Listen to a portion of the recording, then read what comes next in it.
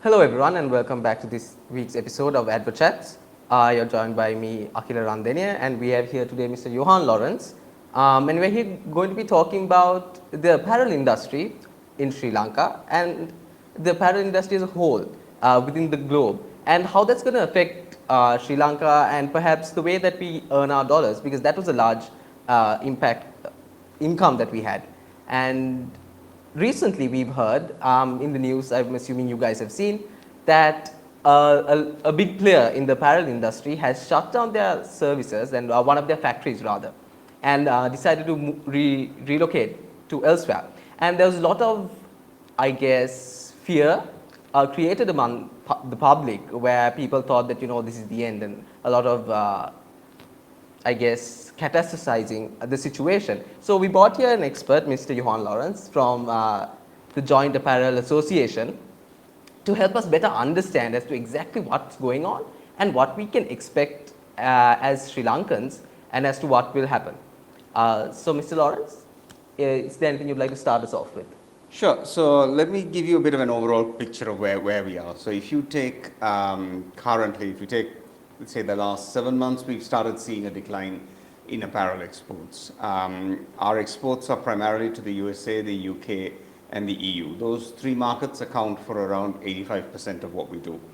And we've seen, because we've seen it coming, obviously, because as orders, orders are placed well ahead. So it's something we've seen coming, that as those markets have gone into contraction for their own reasons, that therefore filters back into a reduction on demand for countries like ourselves.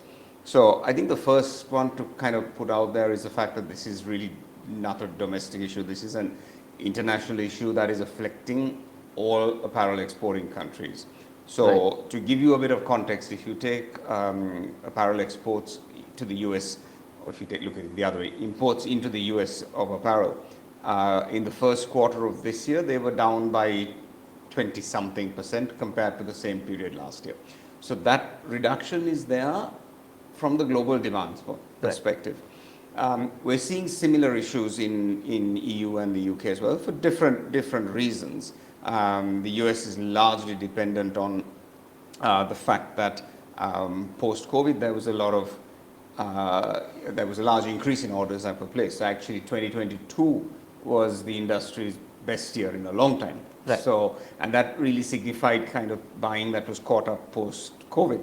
But I think what wasn't expected was a contraction in the economies there, particularly the US increase in interest rates, slowing of the economy, and that has meant that people just aren't buying the product. So therefore, the suppliers, the stores are holding large amounts of inventory, and therefore that has a knock-on effect. Right. So if you take the US again, as I said, we see that 20%, and Sri Lanka's exports to the US are down by about 20%. The US is our single biggest market. It's about 40% of what we do. So it's a big piece. But that impact is happening right across the supply chain. So whether you're a Bangladesh, a Vietnam, a China, or a Cambodia, any of the apparel exporting countries into the US are all seeing declines, and those declines average out at about 20%, because that's the way it falls. And Sri Lanka kind of sits right there. So I think that's the first one to put out, that this is kind of related to a factor that's completely outside of us. That does make it difficult to do something about, because if it's a reduction in exports due to either some policy locally or something, then we have the opportunity to take that up with the authorities and come up with solutions and to reason. So this one is one that's a little more difficult. Just taking that thought a little further, if you look at the EU and the UK, there our reductions are slightly smaller, but there you see a slight difference, because in those markets, countries particularly like Bangladesh are actually doing much better. Okay. Now the rationale for that is that, the European and UK and Europe economies are also going into recession. The fallout from the Russia-Ukraine war, the rise in inflation is, we were talking to one of the big brands and saying the issue is the customer just has less money in their wallet to purchase clothing, and therefore they have to buy clothing as cheap as they can, right, because price is king. And unfortunately with the UK and the EU, unlike Sri Lanka, Bangladesh's apparel exports, because they're an LDC and come under the everything but arms category means that all of their products are duty free into those markets. Right. Whereas Sri Lanka has, whether it's the EU's GSP Plus or the UK's DCTS schemes, have certain restrictions on rules of origin. And what that means is that into those markets, it's generally only about 50% of what we export that actually qualifies for duty-free status. So in that position, when the customer is looking to buy at the lower price, because they have to sell goods at a lower price, then the purchase price is vital, and therefore that's a landed price that's important, not an ex-factory price. Right. So when we don't have the duty concession, then we lose out. So in that sense, we're losing out in those markets a little bit more than we are. The US is seeing a fairly static reduction across all the countries. There are some odd variations, but essentially that's where we are. Right. Okay. So just like you spoke about how Bangladesh and they have their agreements and whatnots that allow them to get a competitive advantage. Mr. Lawrence, in your experience, do you think, or in your opinion, do you think that the crisis that we had and the forex problems that we had, whether that in any way made Sri Lanka less competitive in the international scheme, or was it always just something that was not, the apparel industry was something that was sublime to it? So I think sublime may be going too far, but as I said, if you take 2022, our exports of apparel in 2022 was nearly just under 6 billion, which was as high as it. Yes. And that's having seen a decline from kind of, I think, October onwards. Right. So in terms of Sri Lanka's own economic crisis and forex crisis and so on, it didn't have a direct impact per se, because of the fact that I think there was a recognition, as there was during the COVID time, that industries need to function, they need to operate. Exports are a key part of the country's, one of the big pillars of foreign exchange earnings. And therefore, even with the exchange control restrictions and so on, for companies who were wanting to purchase raw materials for conversion, import raw materials for conversion, there was no issue. So we still continued to operate. During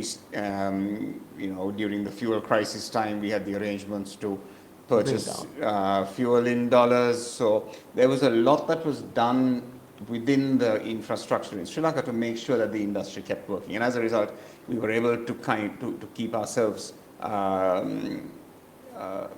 insulated from some of those impacts. Right, okay. And so what I'm hearing from what you just said is that the 1 billion reduction that has been stated around and the number that's been thrown around is a reduction from one of the highest earning years that the apparel industry has seen? That's correct. So if you took 2022, it was 5.6, 5.7, somewhere there. And if you say we're currently tracking at a 20% reduction, if that continues on till the end of December, then calendar year 2023, you would see a reduction of around 1 billion. Right. Now, we are hopeful that it won't go until December. Right now, as where we sit at the end of May, it's certainly going to carry on for the next 4 months, but hopefully we might see some things pick up. But yeah, if the current trend of the last 6 or 7 months continues out to the end of the year, and that's arguably not an unrealistic hypothesis, then yes, you would see a reduction of around 1 billion. Right. So in comparison, so let's say approximately it is about 5.6 billion, you say, and with that billion or 20% reduction for the rest of this calendar year, how would that track in terms of historical trends over the years? Is that a large dip? Is that about average, or So we, for another exercise the other day, we looked at apparel exports since they started, which is kind of like 1977, 78 when the economy opened. And if you look at that graph, it's constantly upwards, but it has its big dips and downs. The biggest, of course, was COVID. COVID was a massive hit.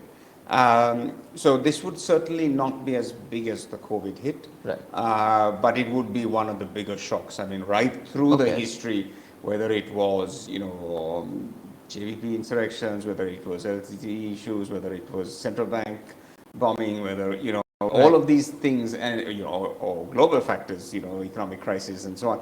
You kind of see this trend that keeps doing this. Right. This one is going to be big. if it carries on, it is not as bad as COVID, but it is going to be big.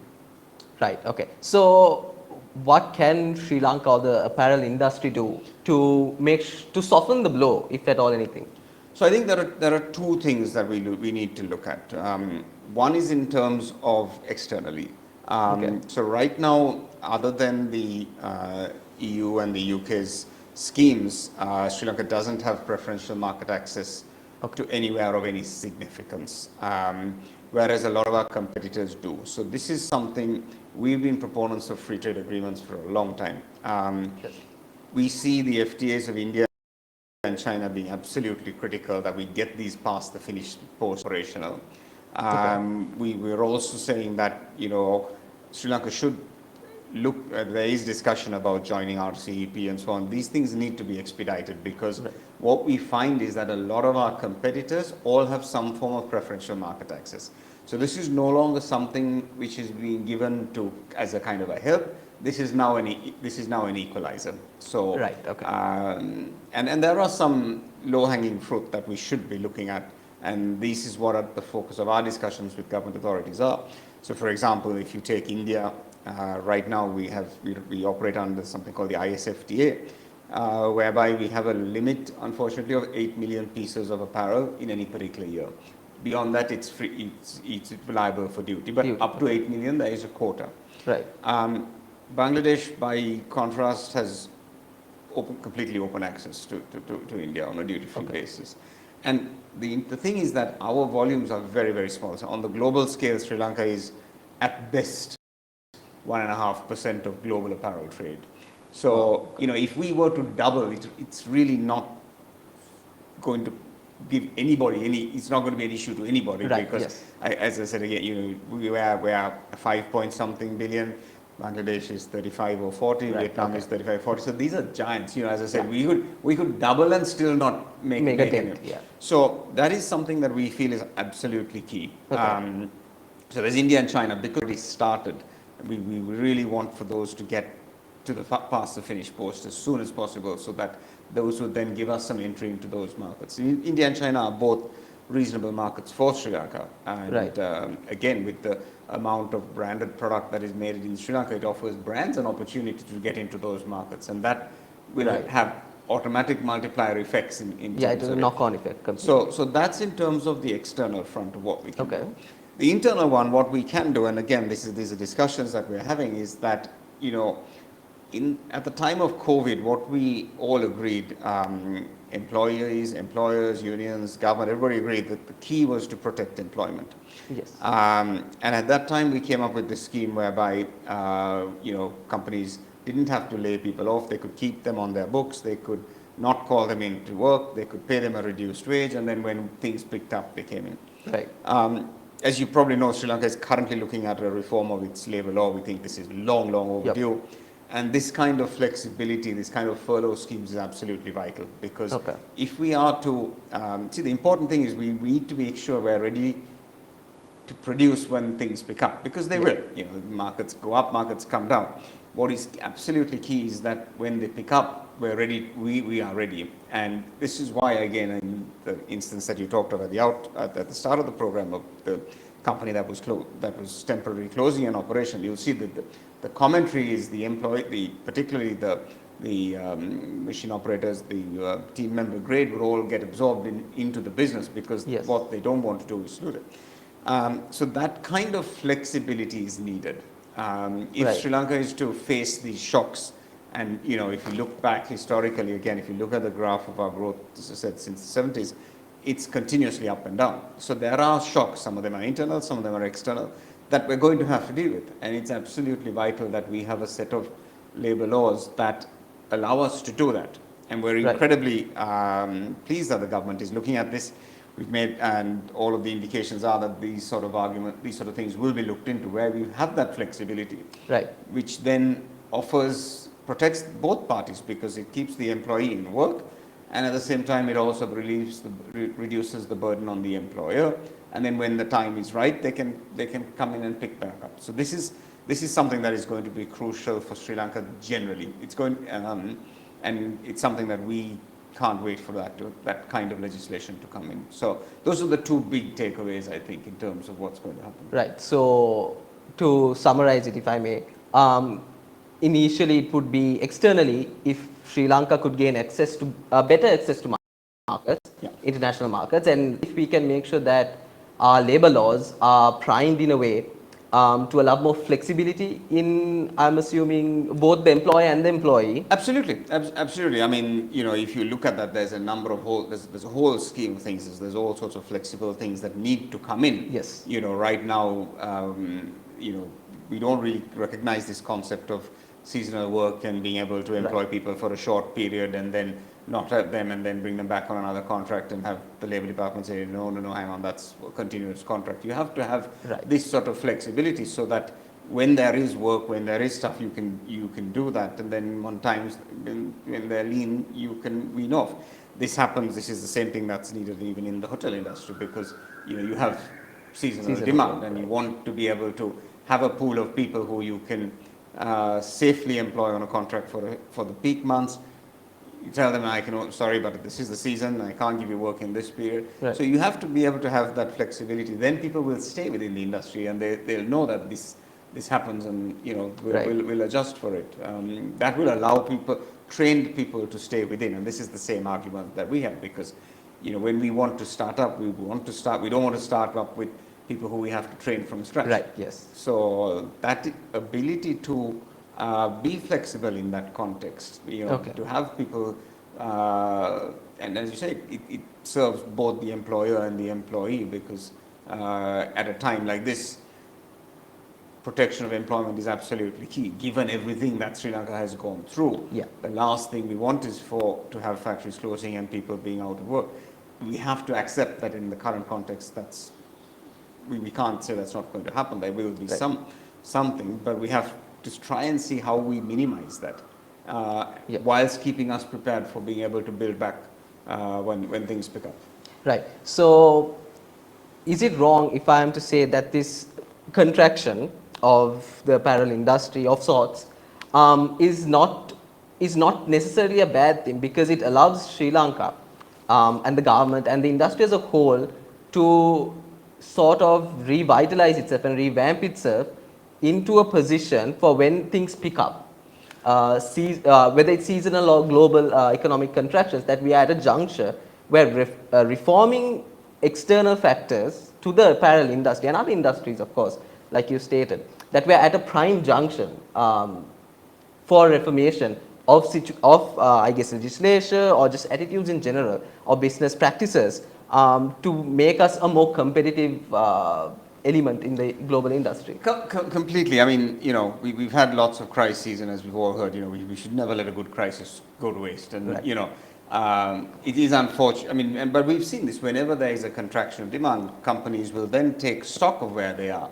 They will look at their footprint. They will look at what fat there is in the system. They will look at how they become leaner and meaner. So companies are forced, because of this contraction, to look internally at their business and restructure themselves. So absolutely. I mean, it is unfortunate that we had to do this post the Easter bombing. We had to do it post COVID. So, you know, at a point where you've had like 5-6 years of good growth and so on. But yeah, it is an opportunity, and it is something that we are seeing, that people will look at that and say, well, hang on a second, this factory in this place doesn't make sense. It's not competitive, and you know, we need to do something. So yeah, it is an opportunity right now for that, and as I said, it's just unfortunate that comes off the back of two other opportunities in the last 3 years. So I mean, it's better late than never. True. And just out to the audience, I'd like to remind you guys that we are always open for questions. You can type in the chat, and we are more than willing to answer them to the best of our abilities. So with that being said, Mr. Lawrence, Johan, please. So sorry, Johan. The apparel industry, what is the future like the way we titled it? Barring the unfortunate where the reduction continues and, you know, the projected 20% stays on, what does the future look like in the event that it does not? So I think, there will, so the big question is when it reverts, will it go all the way back up to where it was, or will Right. it, there's a piece of me that says that if you look at, because again, we're comparing this to 2022, where Right. demand was possibly unusually high in the post-COVID period. So we have to prepare ourselves for the fact that it might not get back to that level. Okay. It might, okay. But where does that leave us? I think that still leaves us as a competitive force. Sri Lanka brings a lot to the table. As a small player on the global scale, we offer something that is really quite unique to the customer. So it's not just the simple action of apparel, it's the from product design to innovations to development to warehousing to dispatch. We've over the years we've built we've widened the amount of the supply chain that we cover. Right. Into that, you have Sri Lanka's good record of good manufacturing practices. You have Sri Lanka's outstanding ESG records. You have the fact that people are investing in sustainable energy. People are doing the things to reduce their carbon footprint. So there's a lot of good things that are happening in the industry, and those things are recognized. I mean, and therefore Sri Lanka will always have that place. Right. It's never going to be. It's no longer going to be the cheap place to make. That ship has sailed. Again, factories in Bangladesh and China and so on are much bigger than us. We just don't have the scale. Right. So we can't, even in good times, we can't compete purely on price. Right. It's just not possible. The economics doesn't It doesn't add up. It doesn't add up. So we have to find, and we have continued to find something which is going to continue to draw people into Sri Lanka. And this is why you see, I mean, there's a lot of chatter about, Sri Lankan companies investing overseas and so on. So here's the thing. We need to offer customers as much as we can in a basket. So when they talk to company X, who is a Sri Lankan-based company, they need to know that they're not limiting themselves to a slightly higher production base of small factories in Sri Lanka. They need to know that customer needs to know that by talking to this supplier in Sri Lanka, he also has access to pricing out of Bangladesh, out of a large factory that gives him duty-free benefits into his market, that he has access to a factory somewhere in Africa because that country has preferential agreements with the US. So the fact that companies are setting up overseas, that is the way that we will have to exist, because just as much as a small company on its own cannot exist in the market today, a big local business that is based purely in Sri Lanka cannot compete, because the customer will say, well, that's fine, but I'll just come for you for the piece of the goods where I want the thing that's made in a sustainable factory, made using all of these. So you have all of those things happening. So Sri Lanka will continue to offer that. And as I said, that is why you would have factories, Sri Lankan companies investing in factories outside. We also need to look that at the end of the day, we have to make sure that Sri Lanka is the right place for investment. There's a big piece around that. Because the question is, if an investor had $1 million to invest in an apparel factory, would that investor come to Sri Lanka? And the extension of that argument is, if an existing Sri Lankan manufacturer had $1 million to invest, would they invest in Sri Lanka?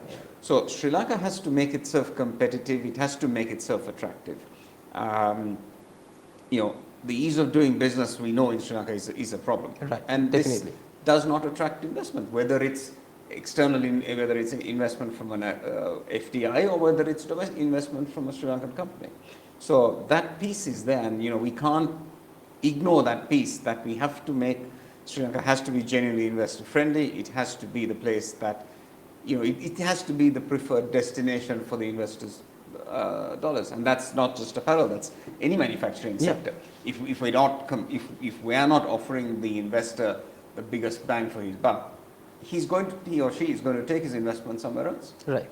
So I guess we need to incentivize investors to come into Sri Lanka more, and just like you said, so it's twofold, is it not? Locally, I guess what we can do and what we can control is to have better labor laws, laws that incentivize people to take up employment in these industries, but also allow the employer to, I guess, seasonally hire people. And on top of that, like you stated, it would be better if we can work on our foreign relations in a way that we can have access to markets and better markets. I think one other, I mean, the ease of doing business is not, the labor law is one part of it. Right. The ease of doing business includes, how easy is it to set up a business? How easy is it actually, can you go to one place and get all your approvals? Or are you going to get sent from pillar to post? Are Right. you going to have, when you set up a factory, are you going to have political interference coming in? We've seen, we've seen issues like this that have happened in the past. When you go, are you sure that the land you're going to buy is definitely, or invest in, is definitely yours, and that, so many years later down the road, somebody else is not going to come. So it's this whole ease of doing business. Right. It also goes into things like, have we got the right tax structures? Have we got the right governance systems in place? So Right. these are the things, when somebody invests, it's not just, what is the price I can get out of the factory? Is my investments, can I put my money in? Can I take my money out? Am I investing in a country that is governed well, that is where the rule of law is respected? So these are all important markers in the ease of doing business. And Sri Lanka doesn't, I think in the global ease of doing business, I think we're 99 out of 199 or something like Yes, that. I believe so. Where we're certainly not where we should be. And Definitely. you can see the number of instances where that comes through in practice. So Right. these are the areas that we have to work on. So I guess while the apparel industry was insulated to, I guess, the difficult times of, the fuel crisis, the economic crisis, and, certain extent, I guess, COVID as well, it's not immune to the general business conditions that exist in Sri Lanka. Absolutely not. It is, the whole, what is happening in Sri Lanka, where, it has a massive impact. So Definitely, right. So I think we've talked our audience's ear off with the extent of the apparel industry, and I think we've also learned as to how general business and how the economic conditions in Sri Lanka need to be improved for not only the apparel industry but for business in general and to get investment in general. So I'd like to thank you, Yohan, for your time today, and I'd like to thank just on that note, we have a question, Johan. Would you mind answering it? Okay. So this individual would like to know about the new EU bill on sustainable source manufacturing and whether Sri Lankan medium enterprises can be up to this game. And is there a way Sri Lanka can plug Asian fashion, the ASEAN fashion supply chain rather than catering only to the West? Okay, so let me take the first half of that about sustainable supply. So I think what this is referring to is there is a law in Germany, the Due Diligence Supply Chain Act, which is already in place, and the EU has regulations that's coming behind that. And what these regulations call on you is basically to make sure that you have the right set of protocols in running your business in terms of social and environmental. And this is something Sri Lanka can use to its advantage because we are, and even the SME factories to the greater part are able to get this. So this is something that we should be leveraging on to our advantage.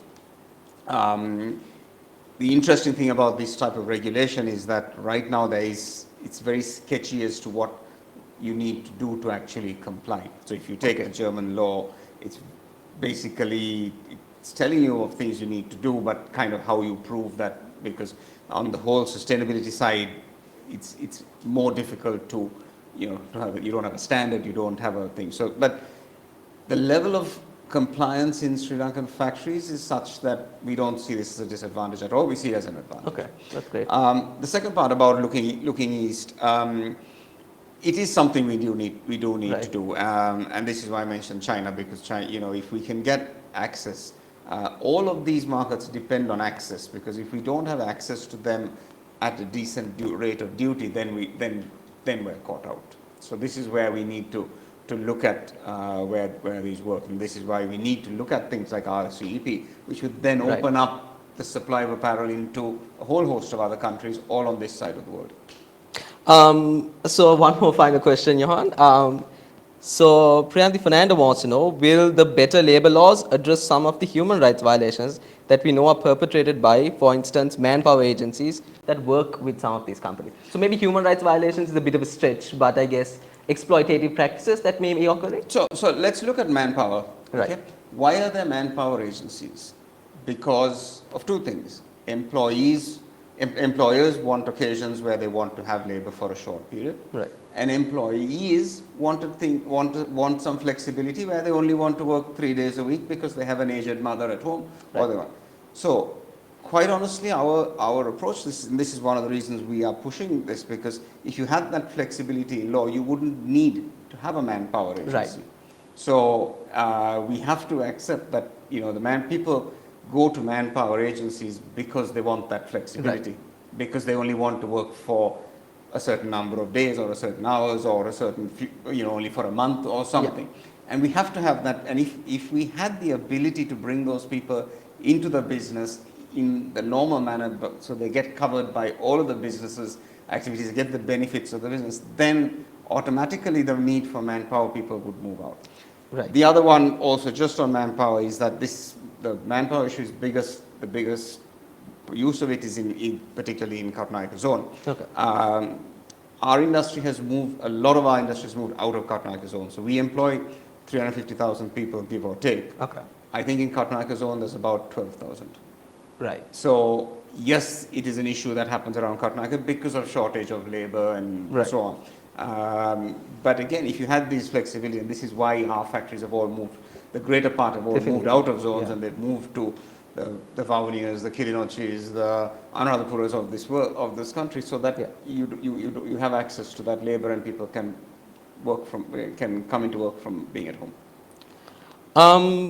So there's a follow-up, which is to say that labor laws, so the newer labor laws will eliminate these manpower agencies. So if I could answer that, Johan, and not put you in too much of hot water.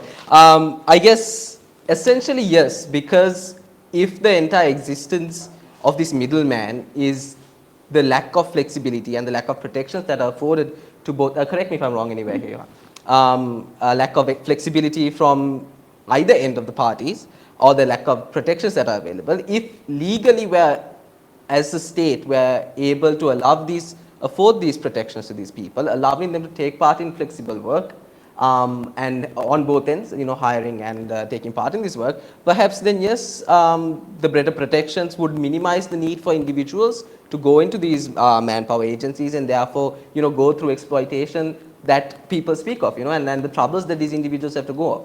Yeah, I just touched one more because I know we're conscious of time, but also the other part of labor law is also making sure we have the correct social security network Definitely. that comes into place. So this is not just about flexible working, this is about offering a completely different model where you also have that better social protection. Yeah. That will encourage people to come out of the informal sector and into the formal. Yeah. We have to do this because as long as people are in the informal sector, and in my view, the manpower workers are informal in that respect, they're out of, they fall out of the social security nets, they don't get, you know, so we have to address this. Yeah.